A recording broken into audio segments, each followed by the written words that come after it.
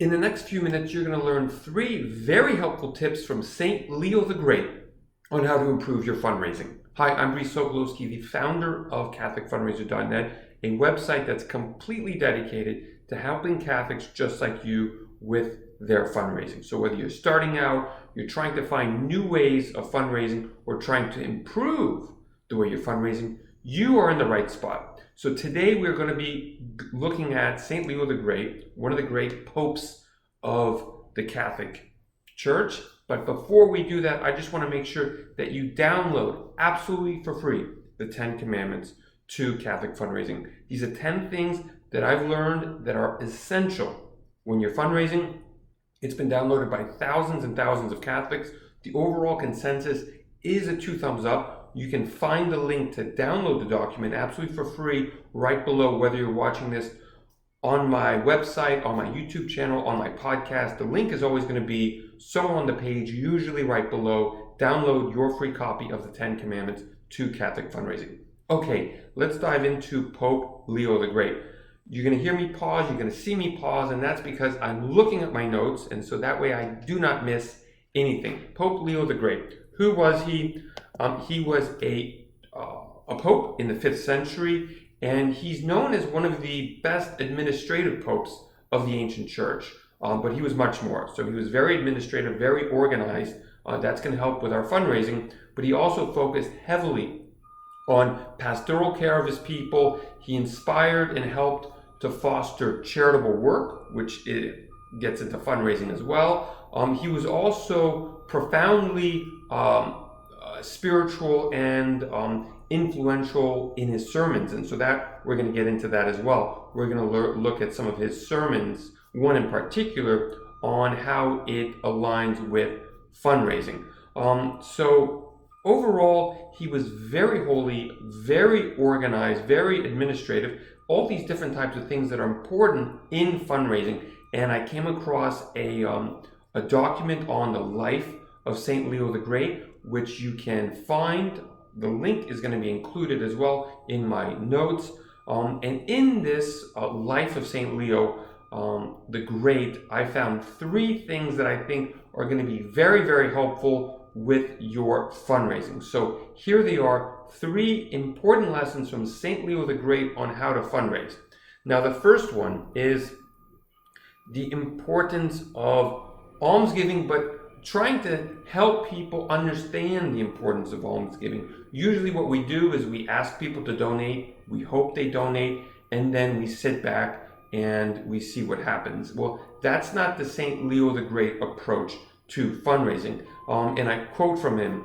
He says, each person should fix their own standard and rate himself at a just and reasonable estimate.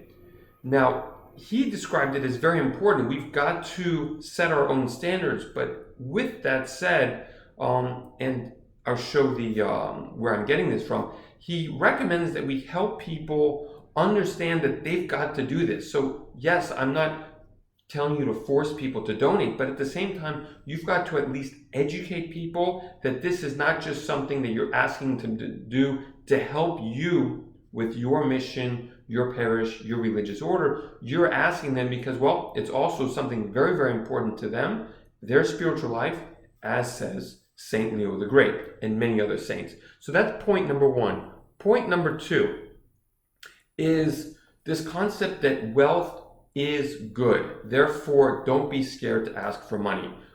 You help society become better. And yes, you know that your mission is important, but at the same time, wealth is very, very important in society. And I'm quoting St. Leo the Great here. He says, "For wealth is good and is of the greatest advantage to human society when it is in the hands of benevolent and open-handed people."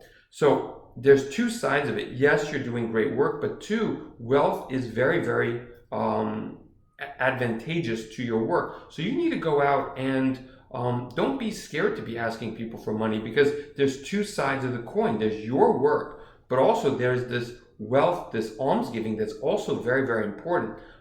So you've got to understand, link the 2, go out there, do not be ashamed to ask, because combining the two is very, very powerful. The third point from St. Leo the Great is making sure that you understand and the people around you understand the importance of three things: fasting, praying, and almsgiving. Pope Leo the Great was very, very, he just reaffirmed the connection between the three. And if we look at today, and maybe you're in a different situation than I am, this is how I would rate these three on how we present them.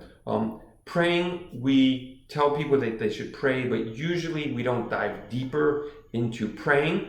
Almsgiving, we're just saying, please donate, please donate, please donate, but we don't talk about the spiritual side and the spiritual importance of almsgiving, donating, fundraising, etc. And then fasting tends to be something, a nice thing that you can do when you get around to it. So there's not a lot of discussion, at least what I see in Lent. It says, consider doing something, but there's no kind of saying this is really, really important.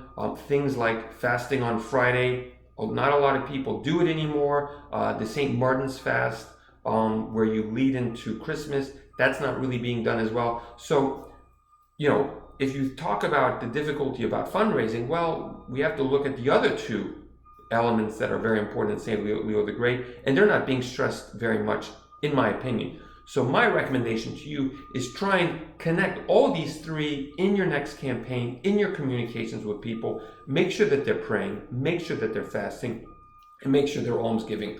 Okay, that's it for me. That's all I have. I hope that you found this helpful. God love you, and I look forward to speaking to you next week. Bye-bye.